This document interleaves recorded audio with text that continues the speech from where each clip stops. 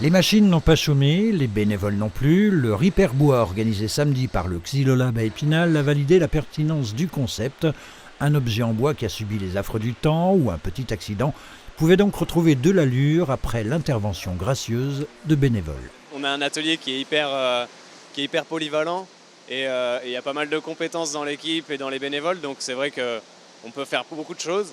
Après, bien entendu, s'il faut prendre des matériaux neufs pour changer quelque chose, bon, ça c'est des choses qui peuvent être facturées, mais je pense qu'on peut quand même réparer beaucoup de choses. Du mobilier, des instruments de musique, de la déco ou encore des manches d'outils, la promesse de ce Repair Café est de pouvoir presque tout réparer. Alors, qu'est-ce que vous êtes venu faire réparer ici? Une chaise, enfin un fauteuil même plutôt en bois, en hêtre, que j'ai trouvé dans la rue à Lyon. Et puis en fait en vrai cette chaise ça faisait plus de 2 ans je crois qu'elle était dans ma cave et je me suis dit que c'était le bon moment pour prendre le temps de la réparer. Voilà. Emma est ébéniste, le bois est donc la matière première qui nourrit son travail. Elle est plutôt spécialisée dans la création que dans la rénovation, mais elle est malgré tout venue donner un coup de main.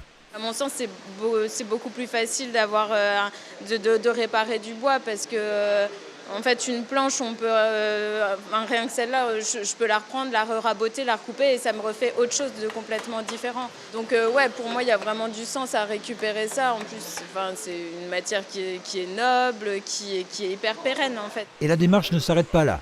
Les objets à réparer subissent tout un diagnostic pour connaître leur état, les possibles coûts à prévoir, mais aussi leur poids. On pèse les objets qu'on va réparer, enfin qu'on arrive à réparer en tout cas.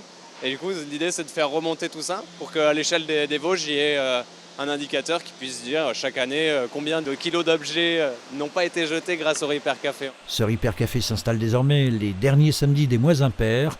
Des entreprises ou des associations spécialisées dans d'autres matériaux que le bois pourraient rejoindre l'aventure. Prochain rendez-vous le 27 mai.